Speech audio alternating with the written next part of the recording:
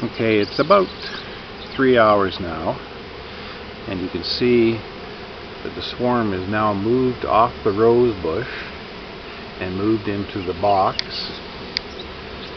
There's very little bee left. They're crawling along the ground and into the box. You can see how many bees are on the porch doing that pheromone thing, which is kind of interesting.